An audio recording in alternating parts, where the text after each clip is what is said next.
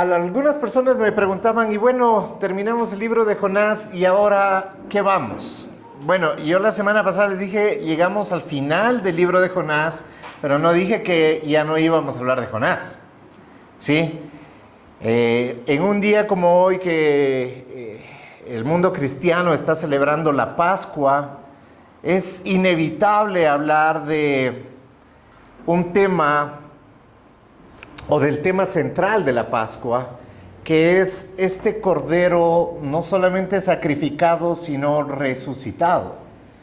Y es increíble como el Hijo de Dios, estando aquí en la tierra, cuando la gente demanda una señal para creer en Él responde con este libro que muchas veces lo tuvimos guardado, ¿no? Hablando de la señal de Jonás. Hablando de ese libro de tan solo 4 capítulos que creo que ha tenido un gran impacto en la vida de cada uno de nosotros. Ya lo hablábamos la semana anterior, sí, porque nos identificamos con él, pero al mismo tiempo estamos siendo llamados a ser a la imagen del varón perfecto en Cristo Jesús. Lo decía la semana pasada también, este no es un libro que hable acerca de grandes hombres o grandes animales o grandes eventos en la historia, sino que habla acerca de un gran Dios y su relación con la humanidad. Y a lo largo de este libro podemos ver a hombres como Jonás, porque Jonás no es un caso único.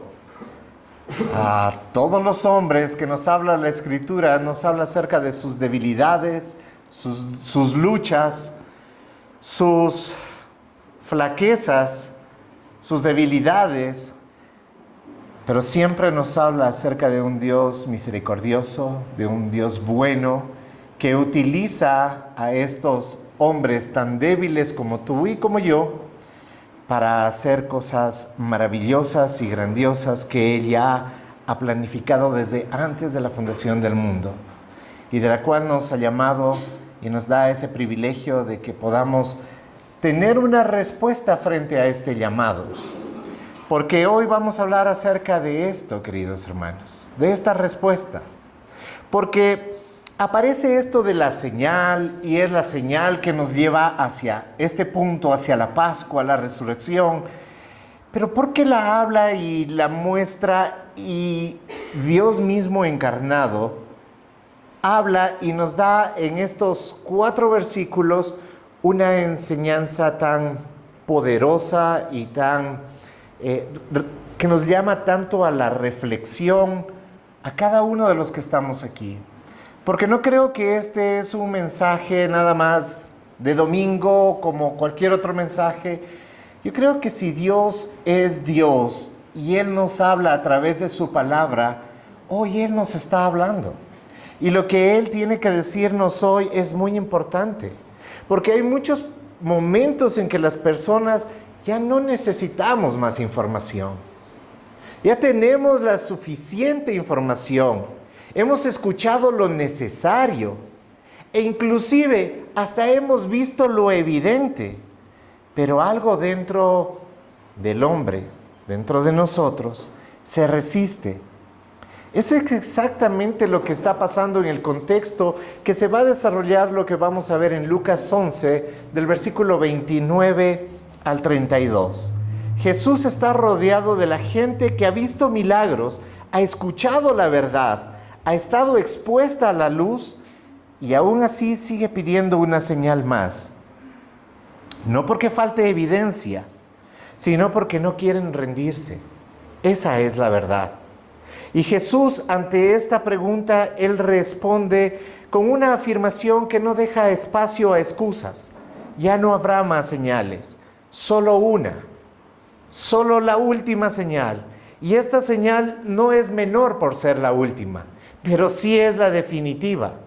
Esta señal es Él mismo. Y en este día lo entenderemos con claridad. Queridos hermanos, Cristo murió. Y hemos predicado mucho acerca de su pasión y muerte, pero también tenemos que predicar acerca de su resurrección. Y su resurrección como la señal final, como la señal de la cual ningún hombre podrá decir es que yo no sabía, porque no hay lugar en la faz de la tierra que no se hable acerca de un hombre que resucitó. No, no es el único que ha resucitado. Este hombre mismo resucitó a otros hombres, pero todos esos hombres llegarían a morir nuevamente. El único que resucitó, venciendo a la muerte, para que la muerte no se enseñoree de él, es aquel que es el fundamento de nuestra fe, Cristo Jesús, y este resucitado. Así que Cristo es la señal final de Dios. La pregunta no es si Dios ha hablado, queridos hermanos. La pregunta es, ¿qué haces tú con lo que has escuchado que Dios ha hablado? ¿Qué es lo que hacemos o cómo respondemos nosotros sabiendo de que Dios ha hablado? De distintas maneras, de distintas formas, dice la Escritura. En algún tiempo lo hizo a través de los profetas. En otro tiempo, e igualmente siempre ha sido Él el autor, el Espíritu Santo. Él ha hablado. ¿Cómo respondemos? Yo quiero que antes de empezar a escudriñar la Escritura, podamos hacer una breve oración, humilde, real, verdadera, reconociendo que somos orgullosos y que necesitamos tener claridad en nuestro corazón y de su humildad para entender su palabra, y que el Evangelio ofenda no para destrucción, sino para transformación. Señor, te pedimos que hables hoy con claridad a nuestro corazón. Bendito Señor, que tu Espíritu Santo sea llevándonos a toda verdad. Quita toda dureza de nuestro corazón, de nuestros pensamientos, y danos oídos para oír y un corazón dispuesto para responder. Te lo pedimos en el nombre de Jesús. Amén. Amén. En primera instancia, lo que vamos a encontrar en el libro de Lucas, capítulo 11, versículo 29 al 32, es una generación que pide, pero que no quiere obedecer. Acompáñenme, lo vamos a leer completo, por favor. Yo estoy leyendo en la Biblia, en la Nueva Biblia de las Américas. Dice: como la multitud se aglomeraba, Jesús comenzó a decir: esta generación es una generación perversa. Busca señal y ninguna señal se les dará, sino la señal de Jonás. Porque de la misma manera que Jonás vino a ser una señal para los ninivitas, así también lo será el Hijo del Hombre para esta generación. La reina del sur se levantará en juicio con los hombres de esta generación y los condenará, porque ella vino desde los confines de la tierra para escuchar la sabiduría de Salomón. Y miren, algo más grande que Salomón está aquí. Los hombres de Nínive se levantarán en el juicio con esta generación y la condenarán, porque ellos se arrepintieron con la predicación de Jonás. Y miren, algo más grande que Jonás está aquí. Esta generación es una generación perversa. La llama el mismo Señor Jesucristo. El Señor Jesucristo no suaviza sus palabras. Él no justifica este pedido de una señal como: es que están buscando. Finalmente en su corazón están buscando la verdad. No, Él no dice nada de eso. Él habla directamente y, escudriñando el corazón, dice: perversa. Esta generación es perversa porque demanda más señales. Y uno podría preguntarse: ¿es perverso pedir una señal? La respuesta contundente y clara es sí. Porque no es una búsqueda sincera, es una forma de evitar rendirse. Es una forma de patear la pelotita hacia adelante, esperando un convencimiento superior que el que ya puedes tener. No se trata de escasez de milagros, queridos hermanos. Porque si tú lo piensas y evalúas tu propia vida, encontrarás que has visto muchos.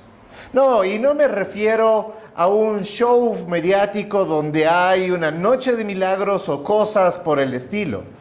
Me refiero a milagros reales, honestos, cotidianos, que Dios ha hecho en la vida de cada uno de nosotros. En esas formas que a lo mejor nadie te va a entender porque solamente el que lo vivió lo sabe cómo es y reconoce la grandeza de ese Dios y puede darse cuenta de que es algo milagroso, porque si Dios no hubiera intervenido jamás hubiera pasado.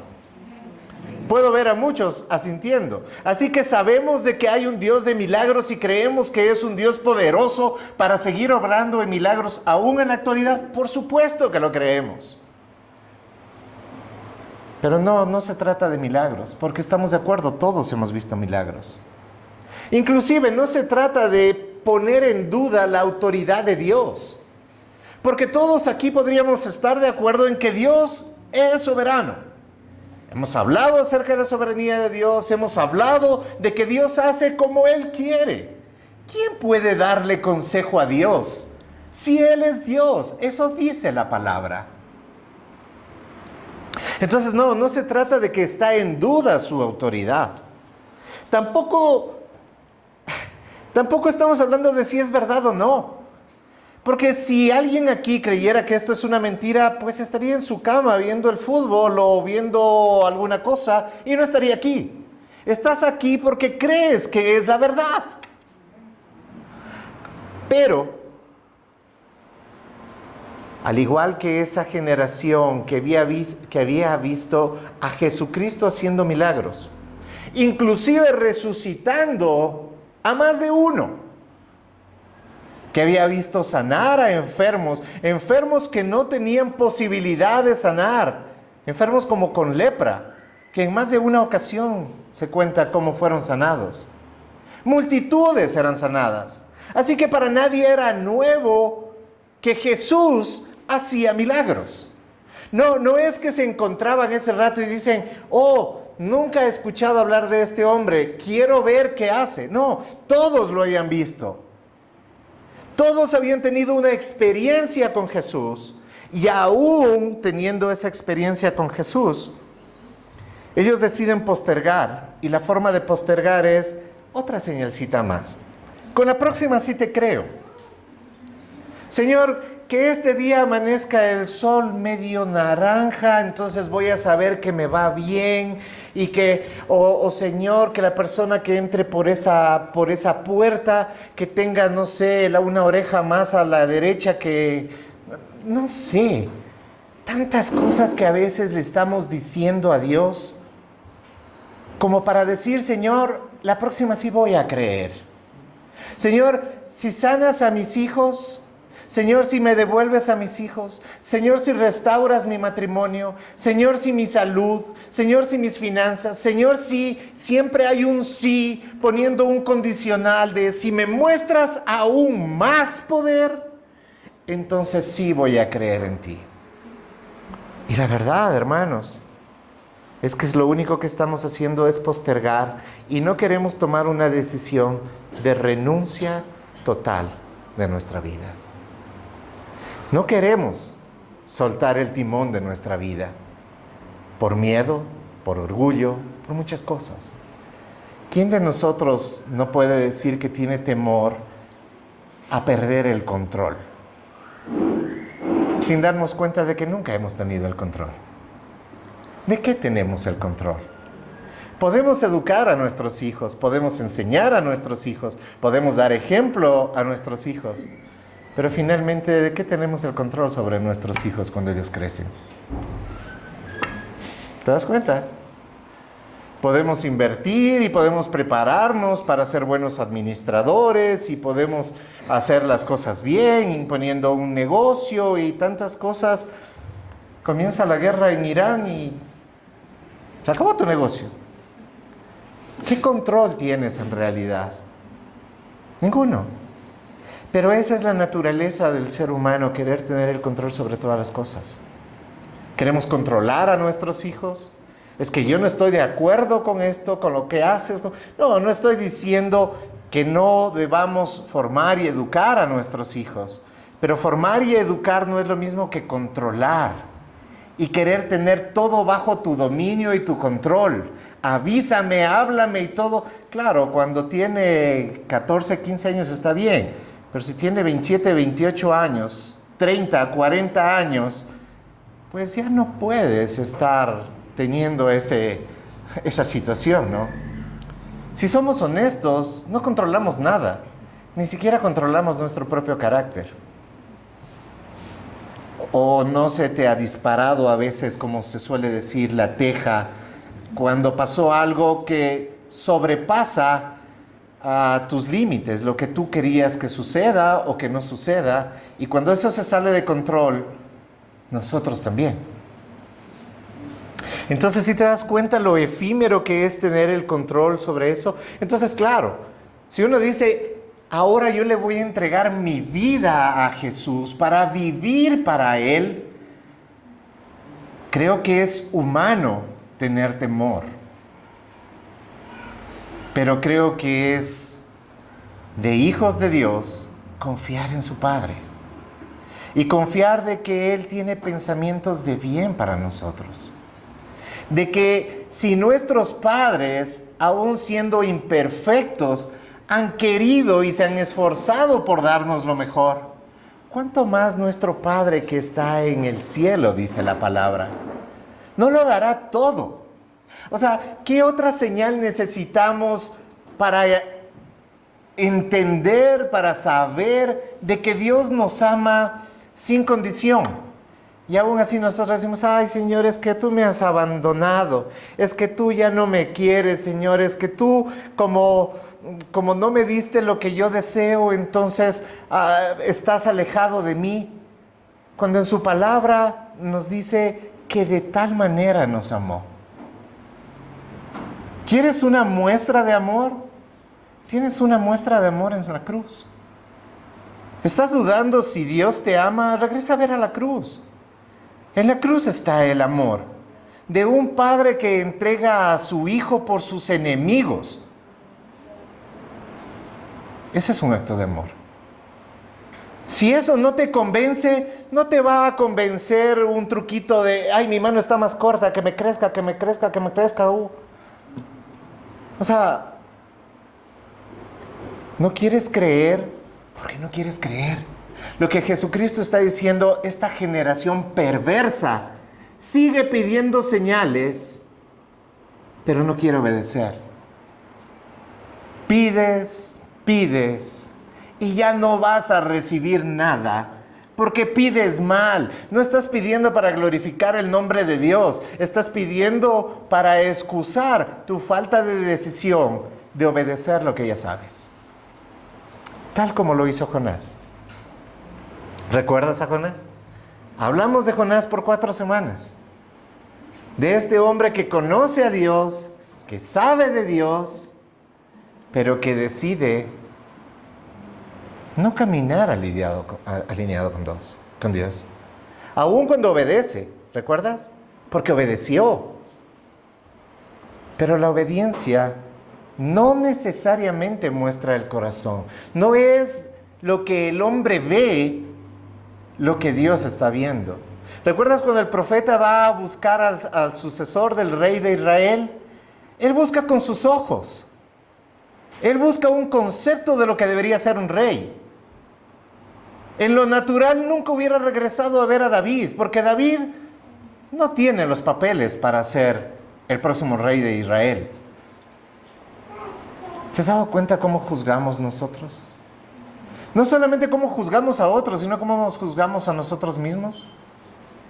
Porque no queremos ver lo que Dios ya ha visto, lo que Dios ve. Seguimos mirándonos como, es que todavía no entiendo lo suficiente. No estoy tan seguro. Todavía no es el tiempo. O más religiosamente posible, estoy esperando el tiempo de Dios. No he identificado mi llamado. Ya más adelante lo veré. Déjame soluciono lo que estoy haciendo y ahí sí será el momento. Todas esas son frases muy conocidas y hasta dichas por cada uno de nosotros para enmascarar la realidad. Queremos seguir viendo señales, pero no queremos obedecer. El problema no es la falta de luz. El problema es la falta de obediencia, honesta, real y de corazón. La palabra de Dios dice que la fe viene por el oír y el oír por la palabra de Dios. Es la palabra de Dios la que va afinando nuestro oído para estar atentos a lo que Dios está diciendo. Muchos queremos escuchar, oír hablar a Dios. Lo he manifestado en otras ocasiones, he escuchado a gente, inclusive muy cercana, que me dice, yo he escuchado la voz de Dios diciéndome tal cosa. Lindo, hermoso. Todos los domingos escuchamos su palabra aquí. Tal vez no con el tono de voz que tenga Dios, con tonos diferentes, de cada uno de los pastores. Pero finalmente es la palabra de Dios la que está siendo expuesta a la congregación. ¿Cuál es la respuesta hacia eso? ¿Cómo eso está acrecentando tu fe? ¿O solamente es algo que domingo a domingo es algo que hago, pero no algo que me transforma? No algo que me lleva a reflexionar. Jonás es un libro de reflexión. No es un libro largo, es un libro corto para que la atención del humano no se vaya aislada, sino que rápidamente entienda. Dios hace un llamado, profeta desobedeciendo. Profeta desobedeciendo, Dios llamándolo con lazos de amor. Uno ve, y es de donde salió ese dicho que tanto le dimos vuelta la semana pasada. El Jonás que hay en mí.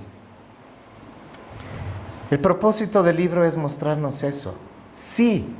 Llevarnos a una reflexión. Sí. Confrontarnos. Por supuesto que confrontarnos. Incomodarnos, por supuesto. La palabra de Dios está para incomodarnos, no para acomodarnos. No para darnos un masajito, sino para sacarnos de la pasividad en la que como seres humanos vivimos, porque fácilmente nos acomodamos. Los milagros que antes nos llamaron la atención, tal como este milagro tan básico pero tan grande en la vida de un ser humano, cuando hemos sido llamados de la oscuridad a la luz admirable. ¿Quién no ha pasado ese milagro? Y ese milagro que un día nos llamaba tanto la atención y nos fascinaba tanto y decíamos, yo quiero saber más y yo quiero estar ahí, es fascinante. No entiendo del calvinismo, no entiendo de Lutero, no entiendo de ninguna de esas cosas. Lo único que entiendo es que antes no veía y ahora puedo ver. Y eso nos llamaba tanto la atención y movía tanto nuestro corazón. Y hoy, señores, que yo necesito ver algo más. Pero señores, que si tú haces esto, entonces ahora sí. ¿En qué momento cambiamos la verdad de Dios por el capricho del hombre?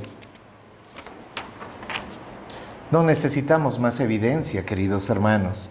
Necesitamos responder a la evidencia. Necesitamos responder al llamado. Y eso nos lleva a que la señal de Jonás es una sombra de Cristo. En Lucas, justamente lo que estamos leyendo, es el Señor el que saca no este libro infantil, sino una experiencia real de un profeta en el estómago de un pez y la compara con su propia pasión y dice, pero ninguna señal se les dará sino la señal de Jonás. Y él mismo en Mateo 12:40 vuelve a nombrar a Jonás y explica lo que es esta señal. Dice, porque como estuvo Jonás en el vientre del monstruo marino 3 días y 3 noches, así estará el Hijo del Hombre 3 días y 3 noches en el corazón de la tierra. Jonás descendió en las aguas, desapareció en el vientre de un pez y luego volvió para predicarle a Nínive. Cristo murió, fue sepultado, estuvo en las entrañas, no de un pez, sino en las entrañas de la tierra, y de ahí Él ha resucitado, no para predicarle a 120,000, sino para predicarle al mundo, para convertirse en la luz del mundo, y todo aquel que regrese su mirada a la luz pueda ver que Él es el Salvador, que en Él hay restauración, que en Él hay perdón de multitud de pecados. Por tanto, Cristo es mayor. Y el texto lo repite 2 veces. Algo más grande que Jonás está aquí. Algo más grande que la reina del sur está aquí. Si con Jonás Nínive cambió, ¿cuál es la excusa para que esta generación no cambie? No con un predicador fallido como Jonás, sino con la luz del mundo que es Cristo. Y es por eso que justamente nace un principio bíblico. A menos luz, más respuesta. ¿Cómo es eso de a menos luz, más respuesta? El versículo 32 de Lucas 11 dice: los hombres de Nínive se levantarán en el juicio con esta generación y la condenarán, porque se arrepintieron a la predicación de Jonás. Y algo más grande que Jonás está aquí. ¿Recuerdas que durante 4 semanas hablamos de la maldad de Nínive? Hablamos de que estos hombres eran terribles, de que les sacaban la piel estando vivo a sus prisioneros, de que luego los encendían en llamas para que estén ahí quemándose por puro placer. Vemos un pueblo tan malvado, tan malvado, tan malvado, y que se arrepiente con una predicación tan débil, tan débil, tan débil, con un profeta tan espurrio. Dice: ellos, ese pueblo de Nínive, tan malvado, con una predicación tan floja, que se arrepintió y se volvió de su maldad, será quien juzgue a esta generación. ¿Y sabes lo que podrán decir? ¿Cómo es posible que nosotros nos volvimos de nuestro pecado? Con un profeta tan flojo como Jonás. Y ustedes, que son la generación que han visto la señal de Jonás, que han visto al Cristo resucitado, a este gobernando, y ustedes aún demandan una señal.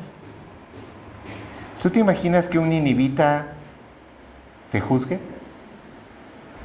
Que uno de esos malvados, esos que le sacaban la piel, así como cuando a un chanchito le sacan la piel para vender por cueros, así le sacaban a un humano, ese mismo, luego te juzgue a ti. Y tú digas: pero es que yo no era tan malvado como tú. Es que yo no hacía cosas tan malas como tú. Es que yo sí tenía la Reina Valera. Exacto, exacto. Tú tienes el Evangelio completo. Tú tienes la revelación completa. ¿Cuál es tu excusa para que todavía no vivas como Él te ha llamado a vivir? Hermanos, esto nos pone a reflexionar. Debe traernos a la reflexión. ¿Cómo estamos viviendo? ¿Qué está pasando en realidad con nuestra vida, queridos hermanos? Ellos con un profeta imperfecto, un mensaje breve, un conocimiento limitado, y aún así se arrepienten.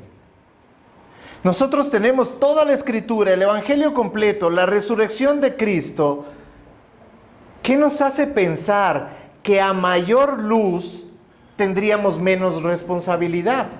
No, lo lógico es que si tenemos más, se nos exigirá más. Eso es lo que dice la palabra. A quien se le ha entregado más, se le va a pedir más.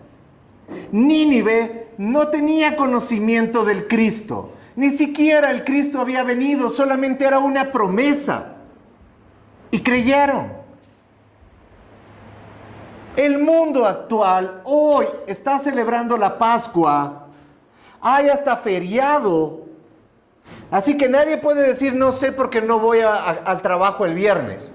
No fuiste al trabajo el viernes, es porque es feriado. ¿Por qué? Porque está dentro de un día que es especial para la humanidad, que es ¿qué? La resurrección de Cristo.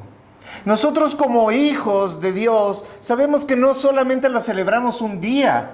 La celebramos siempre porque en la resurrección está sustentada nuestra fe. El apóstol dice, si Cristo no resucitó, son dignos de pena, son dignos de lástima, porque es una fe carente de poder, de sentido y de significado.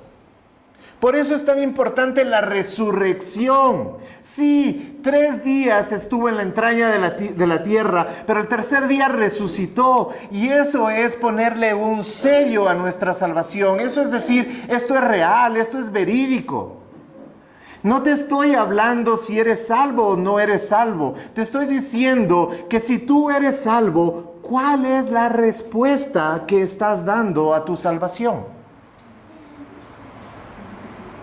¿O todavía estás esperando otra señal? ¿Qué señal hay más grande que tu salvación? ¿Qué señal te convencería? Las señales no cambian a nadie. No cambian a nadie.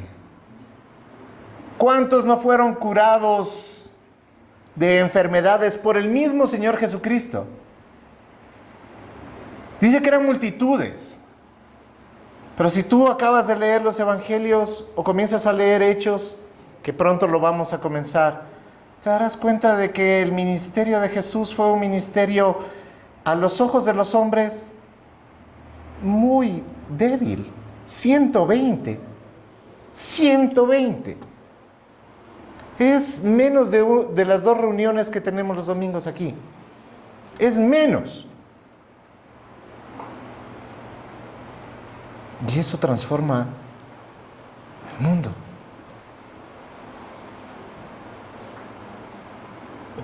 Hermanos queridos, es la respuesta la que va a hacer que el mundo regrese a ver a la señal. La señal está, pero nosotros hemos sido llamados a ser esa luz que muestra la señal. Somos faros que muestran a la señal. No alumbramos a nosotros mismos, sino que somos faros que muestran a la señal, que muestran a la cruz, que muestran al que resucitó, al que murió y venció. Hermanos queridos, esto es más que promesas vacías de una vida mejor. No, esta es la vida eterna. Ese es el amor más grande. Su señal está dada. ¿Hasta cuándo vamos a estar dubitando y postergando y pateando la pelotita hacia adelante? Más adelante lo haré, cuando vengan mejores tiempos.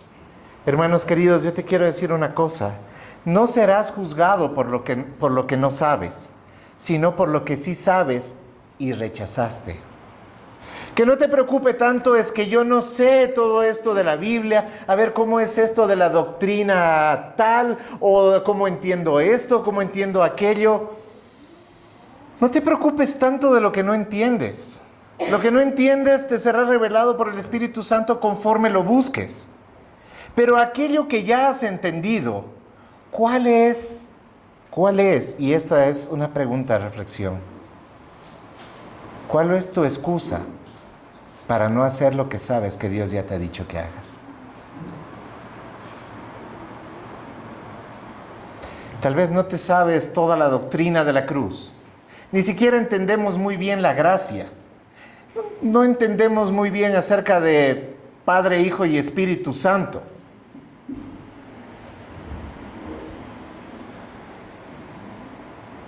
Pero estoy casi seguro que sí entendemos algo un poco más simple, como perdona, como ama, como ora. ¿No es cierto? Creo que esos son conceptos que todos sabemos. Y ahora no vas a ser juzgado porque no sabes las doctrinas calvinistas, pero sí serás juzgado porque sí sabes que debes perdonar. Si sabes que debes amar, si sabes que tienes que dar la otra mejilla. ¿Cuántas respuestas te cruzaron ahorita en la cabeza para decir, sí, yo sé que tengo que dar la mejilla, pero tampoco soy tonto? Si te das cuenta, a todos se nos pasa por la cabeza. Pero la idea es, ¿vamos a seguir dando excusas? ¿O vamos a tomar una decisión? Queremos ser esa generación que está pidiéndole a Dios, Dios, haz un poquito más. Es que mira, ya estamos en la iglesia, ya vamos todos, pero Señor, falta estito. Si haces estito, entonces ahora sí. ¿Y si te has dado cuenta que vamos de estito en estito? Y vamos postergando lo que sí deberíamos hacer. Pues esto nos lleva al peligro de ver y no responder. Jesús menciona a la reina del sur en un versículo antes del que acabamos de leer, en el versículo 31, y dice, la reina del sur se levantará en el juicio con los hombres de esta generación y los condenará. Mira que está diciendo y los condenará, no dice y los llevará a juicio, sino está poniendo que habrá una condena. ¿Por qué? Porque esta generación es perversa, lo dijo el mismo Señor Jesucristo. Porque vino de los confines de la tierra para oír la sabiduría de Salomón, y algo más grande que Salomón está aquí. Esta mujer dice que escuchó acerca de la sabiduría que tenía Salomón y dijo, yo tengo que ir a escuchar esto. Y emprendió viaje. Dice que fue desde los confines del mundo, desde el mundo conocido, fue a hablar con Salomón. ¿No te ha pasado que el domingo ni siquiera quieres venir a la iglesia? ¿Por qué? Porque no damos el valor. Esta persona se traslada por días, por el desierto, con todas las incomodidades y todo. ¿Por qué? Porque quiere ir a escucharlo a Salomón. No, quiere la sabiduría que está hablando Salomón. Solamente en contraste, ¿cuál es la actitud con la que tú vienes un domingo acá? Vienes buscando esa sabiduría y dices, wow, ¿qué Dios me va a hablar hoy? Porque si no crees que es Dios el que te está hablando, no a través del hombre, a través del libro, de su palabra. Por eso predicamos expositivamente, por eso vamos leyendo versículo por versículo. Porque es la palabra de Dios la que transforma el corazón del hombre, no es la elocuencia del hombre. Porque los hombres podemos hablar bien y podemos tener hasta una imagen bien delante de los demás. Pero el que escudriña los corazones es el que sabe. Y eso a mí me da terror. Porque definitivamente yo he pensado que los ninivitas son peores. O que yo soy vivísimo. Que esta reina del sur, ¿qué se va a comparar con la inteligencia de hoy? Y peor si tengo ChatGPT. Pero no es eso. Es dar el valor. Porque estas palabras, las que contiene este libro, son palabras de vida. Eso debería movernos, queridos hermanos. Porque yo necesito oír su palabra para poder ser transformado. Yo no vengo nada más porque vengo. Yo vengo porque es Dios el que está hablando a mi corazón. ¿Es eso lo que debes de creer? ¿Es eso lo que debes de sostener? ¿Quién está hablando? ¿Qué es lo que está recibiendo el domingo? Y créeme que Dios nos está llamando a reflexionar sobre nuestra forma de vivir.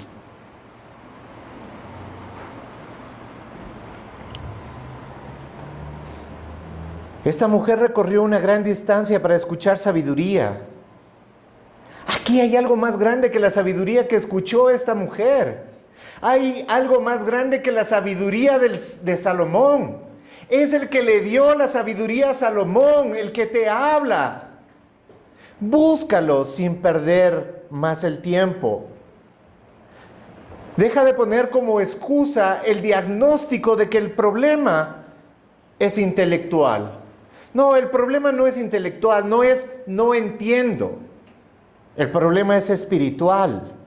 Primera de Corintios 2:14 dice, pero el hombre natural no acepta las cosas del espíritu. El hombre natural escucha un mensaje como este y no es más que un mensaje aburrido de domingo. El hombre espiritual discierne lo que Dios está hablando a su corazón y lo llama a una respuesta. Porque este día tienes que dar una respuesta. ¿Hasta cuándo vas a postergar? Es que es Dios el que me escogió desde antes de la fundación del mundo, entonces estoy esperando. Si estás aquí, debes de parar de esperar, porque si ya estás aquí, es claro y es pleno que Dios te ha escogido desde antes de la fundación del mundo. ¿Qué otra señal necesitas? ¿Qué más necesitas? Es que Dios todavía no ha abierto todo mi entendimiento. No importa que no haya abierto todo tu entendimiento, pero lo que has entendido ya vívelo.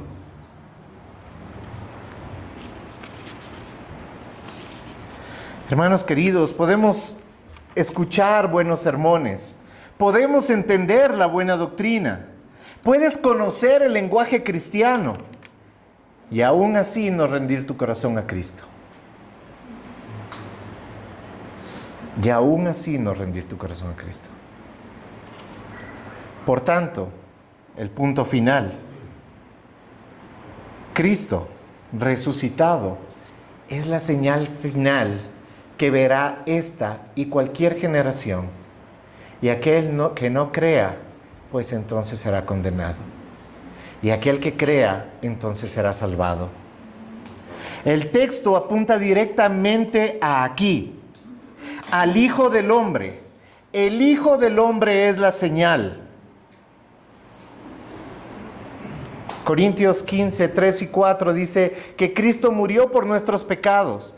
Él fue el que fue resucitado, pero Él también fue el que venció a la muerte, porque Él también resucitó.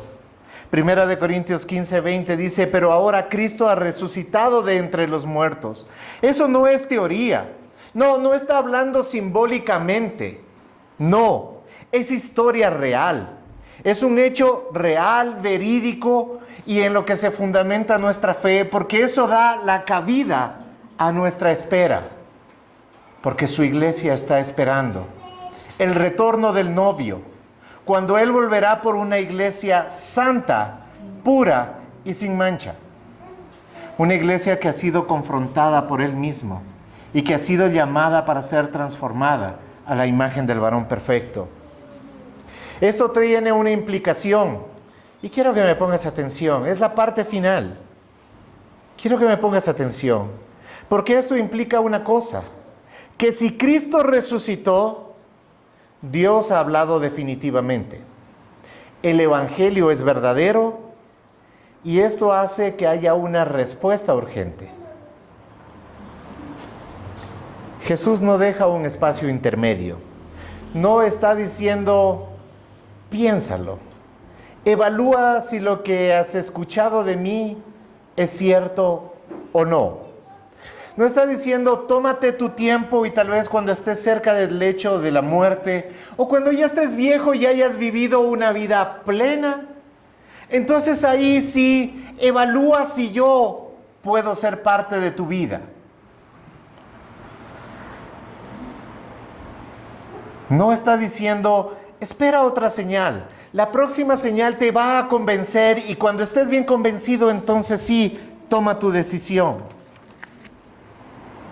No, el Señor está diciendo, ya has tenido suficiente. Ya no habrá más señal. Ahora has visto las señales. Nunca hemos hablado de cómo impactó el saber de que Jonás fue expulsado a la ballena. Porque eso hoy sería noticia mundial. Estaría en CNN, en TikTok, habría memes, habría de todo, porque todo el mundo estaría enterado de lo que pasó. Yo estoy seguro de que gran parte del impacto para que esos 120,000 personas digan, este es un profeta de Dios y tenemos que arrepentirnos, fue que llegó a sus oídos de que ese profeta salió de las entrañas de un pez. Yo creo que eso convencería a muchos.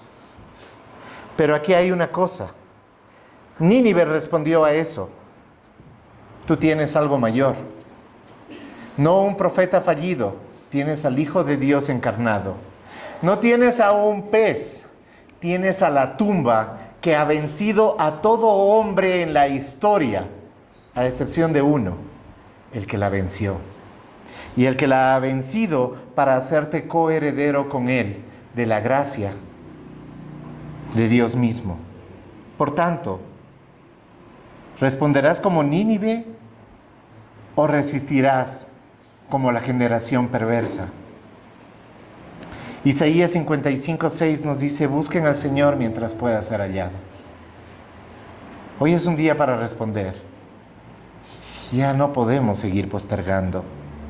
Yo quisiera pedirte que por un momento inclines tu rostro en señal de reflexión, pero que al mismo tiempo, si puedas utilizar este espacio para reflexionar, para responder preguntas como: ¿qué sabes que Dios ya te pidió? Yo sé que no sabes muchas cosas y yo sé que tienes muchas. Pero ¿qué sabes? ¿Qué estás completamente seguro que Dios te lo ha dicho, te lo ha pedido, tal vez desde hace años? ¿Qué estás haciendo para evitar eso? ¿Cuáles son tus excusas? ¿Recuerdas Jonás cuántas excusas puso? ¿Cuál es tu excusa? ¿Qué has estado haciendo para evitar la responsabilidad? ¿Qué estás resistiendo en tu vida?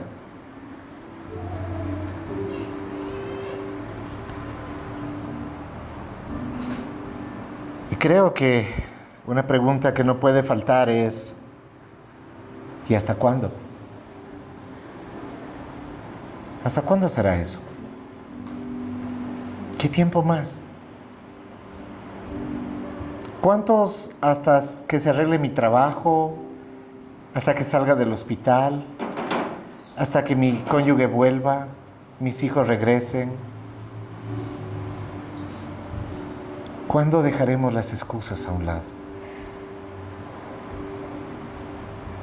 ¿Cuándo comenzaremos a vivir de la forma plena que Dios nos ha llamado a vivir?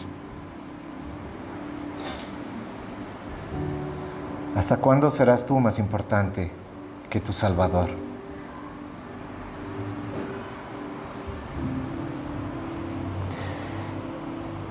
¿Qué tal si que empezamos a viajar un poco más ligero y dejas de poner excusas, como yo lo he hecho por años?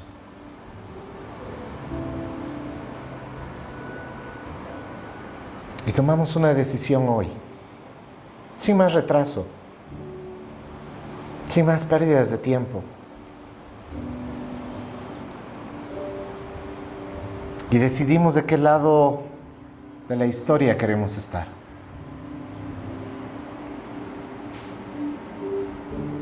He puesto delante de ti hoy la vida y la muerte. Escoge la vida para que te vaya bien. Pongámonos de pie.